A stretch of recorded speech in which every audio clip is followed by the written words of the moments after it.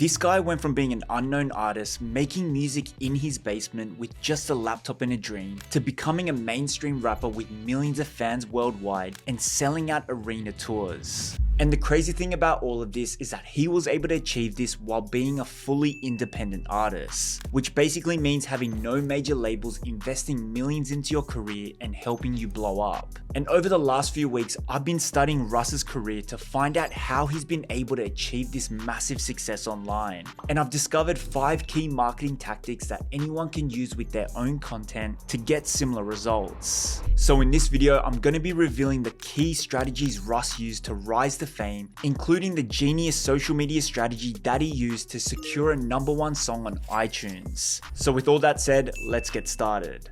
So firstly, one of the main things that sets Russ apart from other rappers was his ability to literally do everything himself. So that means he wrote, produced, mixed, mastered, and performed all of his songs by himself. This ability to be able to do everything himself allowed Russ to retain full control over his creative vision and ownership of his music. It also ensured he didn't have to rely on people or circumstances to create. And this is a concept I always think about when it comes to creating my own content, because in the past, I used to be a full-time photographer, and there was a time where I would shoot a lot of models and fashion-related content. But a common problem that I ran into was having to rely on a model or a team to help me capture the vision I had in my head. And this led to many instances where I couldn't create anything because I was relying on someone else's schedule. Whereas now 98% of my content is more tutorial based content like this, which means there's no friction for me to create content, and this allows me to stay consistent. So unless you have a dedicated team that can help you with your content, I'd suggest dedicating a majority of your time in the beginning of your journey to develop as many skills as possible. From there, I'd recommend thinking of different content formats that you can then create that don't require you to rely on outside circumstances. So for example, a genius content format that one of my friends created, which has been a massive success for his social media growth, is his photography travel itineraries. So if we break this video down, which is sitting at over 11 million views, it starts off with a simple iPhone shot of a nice scenic location, and then he adds a text hook, and then he shows a few of his own photos with some text. And as we can see, it's a short and engaging video, but he goes in depth with more valuable information in the caption of the video.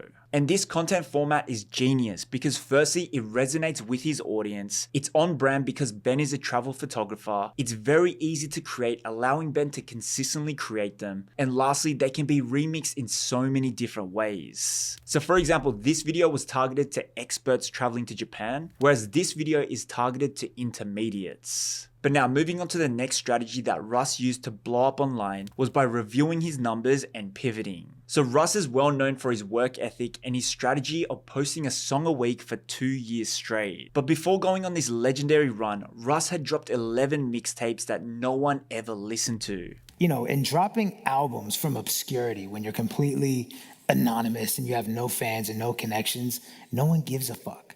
No one's trying to listen to an album from someone they don't know, from someone that no one else told them to listen to. Yeah. You know? So it got to be the end of 2014, and I was like, you know what? Before I just put out another album on deaf ears, I think the music is ready. I think my approach is wrong. And that's when I realized, I was like, let me look at what's going on in the climate of the music business right now.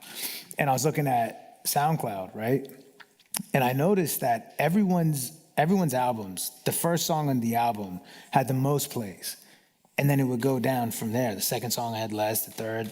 Now, if there was a big feature, that one would have a lot or whatever. There was one with a video. But for the most part, that was the pattern. And I was like, okay, so everyone's down to listen to the first song.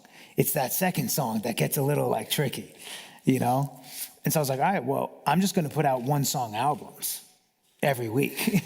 So as Russ said, he zoomed out and studied why his music wasn't being heard, and then he began noticing trends on how people were consuming music online. And after reviewing this data, he made a pivot with his strategy, and this was the catalyst to building his fan base online. And this is such a common mistake that content marketers make because we're so focused on creating new content and showing up daily that we rarely ever take a look back and see what's actually working and what's not. And even though consistency is so important, consistently doing the wrong stuff isn't going to lead you anywhere, and it could even be doing more harm than good for your brand. So something I personally do is use a simple analytics tracker that I created inside of my Creator Incubator template. And this allows me to track my growth and my content performance. And I try to enter and review these numbers every 2 weeks or so, and this helps me better understand what's working and what's not with my content strategy. From there, I can make data-driven decisions and double down on what's working and cut out what isn't. But now this brings us to the next marketing strategy that Russ used to blow up online, and that was consistently showing up. So as Russ started to understand how people were consuming music online, he decided to release a new song every week for 2 years. And these songs weren't just throwaways, they were proper releases that were polished and professionally produced. And he was able to keep this quality and consistency up because he would batch create his music, which allowed him to stay ahead of his upload schedule, and at all times he had an album and 26 songs ready to drop. And so I went back to the studio, I stacked up on 26 songs because I wanted to have half a year mapped out so that by the time I got to 26 weeks in, I knew I would have 26 more. And that's what I did. Once I had 26 songs, well, I did two things. I made an album, right? And I had 26 songs ready to go that were not on the album. Because I knew like the end goal was always to still put out another album. I just needed to get the visibility up. I felt like I had the ability, but my visibility was lacking. So I was like, all right, how am I going to increase my visibility? I got to get people tuned in. Let me put out singles that will single-handedly get their attention, and then I'll give them the album. And it ended up paying off because as we know and as we figured out, like people can listen to one song. It's just... Yeah. It's tough to get them to listen to an album, and being consistent with great music is, quantity and quality. And what ended up happening, the music blew up, but I was prepared for that, which is why I was able to in the moment of momentum, I gave my debut album, There's Really a Wolf, as opposed to, I think a lot of artists miss their moment because it's like they weren't prepared to blow up. It's like, did you think this was going to happen or not? I knew it was going to happen, so I was prepared with the album. So the key takeaway about this point is to set aside a day or two each week to batch create your content. So for example, if you're a YouTuber, spend a day scripting out 4 videos and then spend another day to shoot them all in one session. From there, you can edit and schedule them out throughout the month. This approach not only saves you time, but it will also keep you consistent with your content while not compromising on your quality. And I have a full video that breaks down how I batch create my content, which you can check out after this. But now, a few months back, Russ leveraged TikTok to secure a #1 song on the iTunes charts with his Handsomer Open Verse Challenge. And this genius marketing strategy wasn't just about promoting his music, it was about creating a community event. And basically, Russ invited his fans to duet his new song and rap their own verse over his beat. And to encourage people to join the challenge, Russ offered the winner a feature on the official remix of the song. So this was a massive opportunity for up-and-coming artists, and this challenge led to thousands of people participating and millions of free views for Russ's Handsomer song. And if we break down the timeline and the numbers, we're going to see that the challenge started on February 3rd, and then the winner, Caitlin, was chosen on March 5th, and the official remix dropped on March 8th. And on March 9th, it became the #1 song across all genres on iTunes. And on top of that, over the course of that month, Russ gained over 800,000 new followers, and Caitlin, the winner of the challenge, gained over 600,000 followers. So basically, this challenge was a wild success for everyone involved. But now you might be thinking, how can you use this strategy for your brand? And well, you want to think about how you can create challenges or interactive content that encourages your audience to engage with you.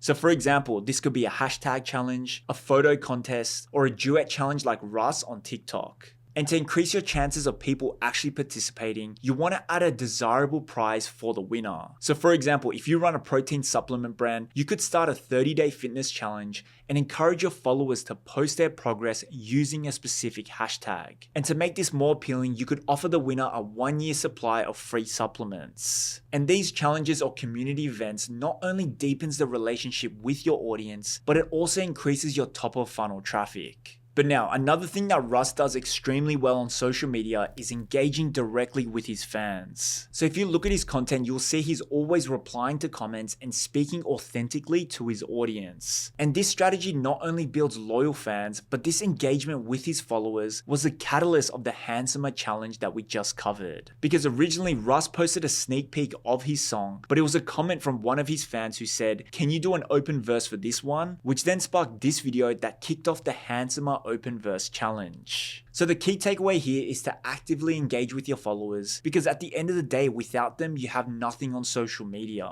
And I know firsthand that the bigger your account gets, the harder it becomes to actually engage with your audience. But as Russ has proved, this engaging with your audience will not only help you build raving fans, but it may even spark your next viral piece of content. But now, one of the key things that Russ has done extremely well throughout his career is understanding the importance of ownership. Because as we've covered in this breakdown, Russ is an independent artist, which means he doesn't have any major labels pouring millions of dollars into his brand and helping him skyrocket his career. And many people will think this is stupid, because why wouldn't you want a machine helping you grow your career? But without going too in depth into the music industry, a lot of the big artists you love to listen to are stuck in shitty record deals that limit the amount of money they can make and the creative freedom to do what they want with their music. And this ownership is not only important in the music industry, but it's also extremely important for creators. Because I've seen it so many times where a creator builds their audience or business on rented land, and then a platform changes or disappears, and their entire career comes crumbling down. So for example, there was the recent battle between Apple and Patreon, where basically Apple threatened to remove Patreon from the App Store if they don't use Apple's in-app purchasing system for their subscriptions. And this change in pricing would force Patreon's 8 million users to either increase their pricing for their customers, or they would have to eat the extra cost themselves. So basically, they're being forced to do something that they don't want to do. So to avoid having things like this happen to your creator business, you need to take ownership of your content.